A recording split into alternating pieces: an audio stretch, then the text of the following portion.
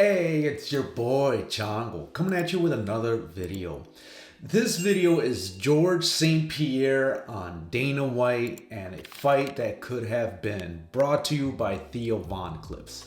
Now, I know this is a little bit different, but I'm a big MMA fan. And then I'm also a big Theo Von fan. And when it comes to a GOAT list, I have George St-Pierre at the top. I know some of you may not agree.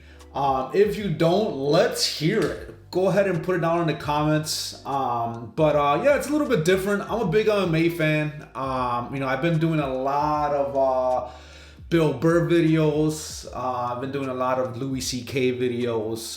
But I saw this on my feed and I got excited because this is right up my alley.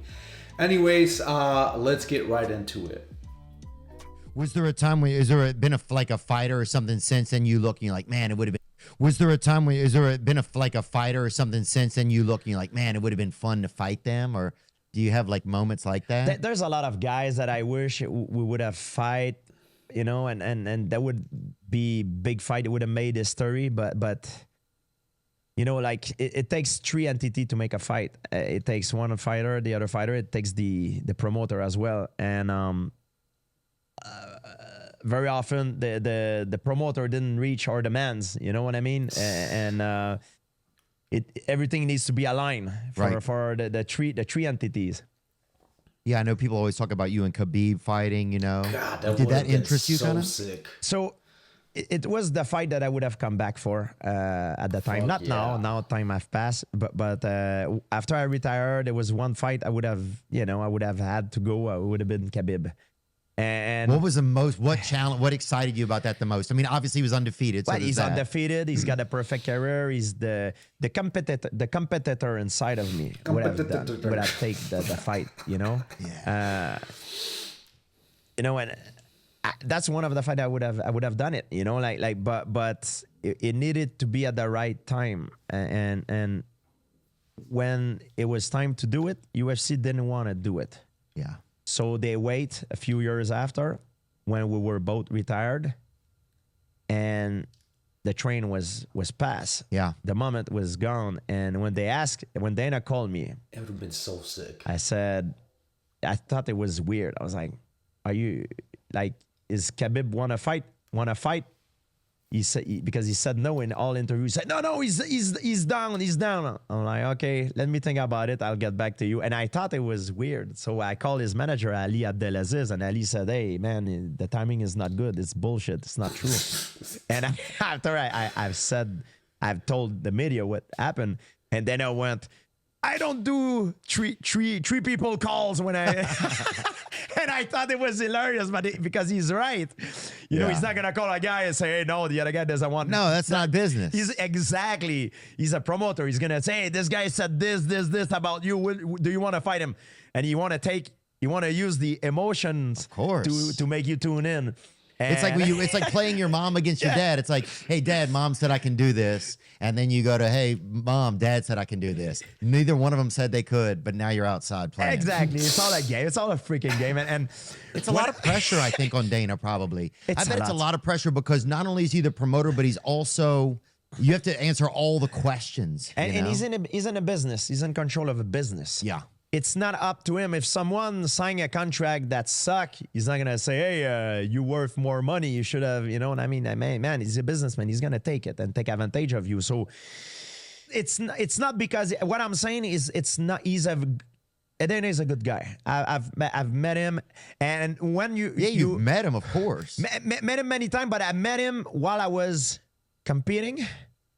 So when I was competing and Dana called me, before I hang up the phone, I was like, shit. Take a inhale, try to think of what is the possible thing that he's going to ask me, because you need to be quick when he calls you. Yeah. You don't want to say waste something. His time. Or you just say, you don't answer, or you're always like, because this is a game. It's a chess game, man, with a fight game. Everything you say, everything you do is going to have an outcome. So you're like, okay, what he's gonna say, this is it. Then you prepare. If you're ready, you take the call. If you're not ready, I'm gonna prepare myself. Let me So take a that- breather. that's how it is. Let me call Mike Brown. Let me get somebody to massage me during the off rounds. But the thing with Dana is my relation has changed over the year because now it's more friendly. He calls Yeah. me, I'm not even gonna hesitate to say, "Hey, Dana, what's up?" Like whatever, I'm ready for Right. anything. But when I was fighting, it's normal to have that reaction, be like, because he's the boss, and you know whatever he's gonna ask you, whatever you say, Right. it's gonna be the whole world gonna know. So Well, you it's like cannot when retract what you said. Right. So when he calls you, when I was fighting, I was like, shit. Sometimes I saw a certain instance, I was like, man, I'm not taking the call right now, or I'm gonna call him back, think about what it could Have a little possibly- strategy. Yeah. Yes, yeah, exactly. It's almost like when your boss says, "What are you up to this weekend?" Right? Now, if your boss, but your boss, they want you to work at 4:30 on Saturday, right? And you do not good. want to. But if you tell them that you're, nothing much, then you're halfway to working, right? yeah. So yeah, it's interesting when you're the owner. It's also hard to be. I bet at times it's probably. Maybe it not. I'm not putting words in his mouth or anything, but I bet it's tough for him to also be a person. Yeah. You know, and maybe it's easier after the fact because running a business is totally different than being a human being sometimes. He takes a lot of heat sometimes, and he does a lot of stuff that he needs to do for the best of the business, best of the UFC interests. And it's normal that he's running a business. So I just had a thought. So yeah, it's just crazy. Like when your boss calls, right? And you're just like, oh, great. What does he want, right? And like he said, I've had retail jobs where it's like, oh, what are you doing this weekend? And if you say, yeah, not much. I'm just chilling, right? That's when your boss is gonna be like, hey, fucking, I have a noon shift. Do you want to come on in? Right? We'll pay you overtime or whatever. And when you're a single guy, it's always like, fuck yeah, I'll take more money, right? Assuming you don't have anything planned, right? That's a different story. But when you got a family, it's hard to say yes and it's hard to say no because you want that money, right? And you got to run it by your significant other and that kind of thing. Like, hey, how would you feel if I worked this Saturday or whatever, right? But in this situation, I mean, there's a lot at play. There's millions of dollars on the line, right? Especially with someone like GSP here. But anyways, let's carry on. And it's worked out because look at the UFC has created opportunities for so many guys. I had a lot of clash with Dana when I was. You did? Oh, I didn't even know that. No, we did add a lot of clashes when I was fighting because I attained a certain level of power that he couldn't control me as much. Some of the guys, he could say, you do this. Oh yeah, yes, sir. Like me, it's like, no, it's not gonna work because I was making him a lot of profit, a lot of money. So when there's a lot of things that they asked me, and I said, hell no, I'm not doing because it's not for the best of my interest. Right. So the same thing when you negotiate for a fight, my thing was like, if I'm negotiate for a big fight, why am I gonna do all the interviews, all the promotion if I don't touch a piece of the pie? Right. You know what I mean? So give me a piece of the pie, so it will encourage me to do more promotion. Yeah. Because if you don't touch any piece of the pie, if you don't have nothing, why am I gonna do this? I'm just gonna waste my time while I'm supposed to train and rest. I'm gonna do interview and your time has become more valuable because you're the champion. You know. Yeah. It's interesting when you get to a certain level how the negotiations kind of change. It has to. It's pretty fascinating. You have to be to look at it in that way. And were you able to get like pay-per-view points and stuff back then in your fights? Yeah, I'm very lucky. Oh, congratulations, man. Yeah, thank you. But the thing is, there's a lot of guys in the business that in this industry that are not well managed. You know, they don't ask for what they're worth, and they're kind of afraid, or they don't take right decision, and it's not Dana's job to say, hey, I think you should ask for a raise, or it's normal. It's not. He's not gonna do that. He's the boss. He's on the other side of the fight game. You're fighting for a contract. This should be your manager's fight. You have someone that look for the best of your interests, and that's one fight, and the other fight is in the octagon. Yeah. So Well, it's fascinating. You know, I think that a lot of that happens with art. When art or talent turns into business, there's this other element that comes on, you know? And sometimes you have to trust your instincts, and sometimes they're right and sometimes they're wrong. But that's how you hone your instincts to be sharper too, is by using them, you know? And yeah, I bet it's tricky probably for Dana, because I bet there's a lot of guys that he super cares about, and but he also has to run a business, you know? So I can't imagine that's gotta be it's got to be tricky, you know? And I It's think gotta be also tough. you hear the nicest stuff. Like you'll hear like all the stuff he does from his employees or yeah. places that he tries to help out. During He's- COVID, he Yeah. didn't lay off nobody. It's amazing. Oh, what he he's did. hell. I called him the other day asking him for some help with something. You know, I know that so you know he's a great guy. I think he's also a great businessman. 100%. And He's so a that's great probably where person it's too. tricky. He's a great guy, and fighters, like, I mean, guys that are listening to us now, they get when they're in the middle of a competition, you know, like when they're competing, they might not have that relationship with Dana, because Dana is on the other side. Right. So it's always like a fight relationship. But once they're gonna retire, they're gonna see a total different person, you know, like, Yeah. and same thing with the Fertitta brother, like these guys, they're all great guys, you know, and every time I meet them, you know, it's hey, what's up, big Who? hug. Dana, the Fertitta brother, all Oh, these yeah, guys. yeah. Yeah, we're all friends here. Everything we did, the clashes that we had, it was because we were fighting for the best of our interests, and it's Yeah. normal. It's just business. And I think if you want to be successful, in especially as an athlete in mixed martial art, you need to build a team. Yeah. You can't do all that by yourself, because Well, you oh, don't. yeah. You don't have all the credential to do all the jobs. You need to have lawyers. You need to find Oh, a yeah. team of people that you can trust and people that have competence. Because sometimes people, they hire people who trust, but they turned out to be incompetent.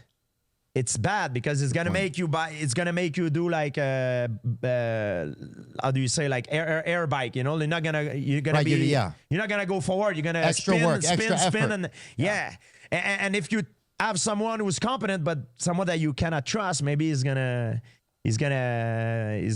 screw you Right. in down the road. It's you know. tough, man. Starting to run a business or work with people, it's hard. But then you also like, I mean, one thing is like people criticize Dana and the UFC, but no other promotion has been able to sustain itself and establish itself and make it go that, you know, and flourish. So I think it's fascinating, and I think it is. I think he'll be studied one day in the sense by business people. I mean, I can't even imagine, because you have so many guys that are really putting their lives on the line, Yeah. and then you have, you know, I just can't imagine it. It's got to be a lot, you know. All right. So for those of you that aren't in this world, right? You know, they're not an MMA fan. They're not MMA fans. They're not boxing fans. They're not, you know, this combat sport fan. Khabib versus St-Pierre. I mean, that's like the biggest. I mean, the only other thing was maybe Fedor and fucking Brock Lesnar, right? Like that would have been fucking huge. Fedor versus Kane, right? That would have been huge. I mean, you're talking LeBron versus Jordan. Like that's basically what you're looking at. I mean, the closest fight to, I guess, big fight for St-Pierre would have been fucking Conor McGregor, right? Conor McGregor in his prime.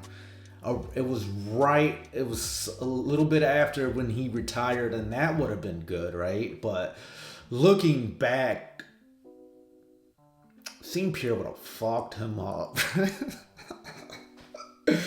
And I also think he probably would have beat Khabib. I think the standing would have been the difference, right? Unless one of them had the superior wrestling. It's kind of hard to see who. And yeah, I don't know, man. That would have been a sick fight. But I understand this is different from all my other content. I do what I like. I saw this on my feed. I thought it would be good. I thought it would be entertaining. And I hope you guys did too. So comment down below. Let me know what your GOAT list is. If I had to put the top 5 GOATs of all time, right? I would put St-Pierre number 1. John Jones number 2. God, man, it's hard. It's hard, man. I would Mighty Mouse number 3. Fuck, who else? Silva number 4, and then Khabib maybe. I don't know. No, Alex Pereira. I know he's new, but holy shit, he's got the power where he can knock out a fucking rhino if he wanted to, right? And so I feel like if he were to move up to heavyweight, he could very well be a 3-belt fucking champ. God, that would be sick. Yeah, comment down below. Let me hear what you fucks have to say about who the GOAT list is, right? Give me your top 5. Give me your top 10, right? Let me see what you guys got. At the very least, give me your top 3. Let me see where you guys are at. I would put John Jones probably number 1 if it wasn't for him failing drug tests and shit, right? I feel like John Jones is like the GOAT of all time with an asterisk, right? You gotta put an asterisk by his accomplishments, right? I can talk MMA for days. I'm a big fan of the sport. Boxing, I'm a big boxing fan as well. I grew up watching that shit when I was a fucking toddler, right? So I'm a big fucking boxing fan as well. It's been kind of a joke lately, but it is what it is. Anyways, that's all I got. You guys take care. Peace out.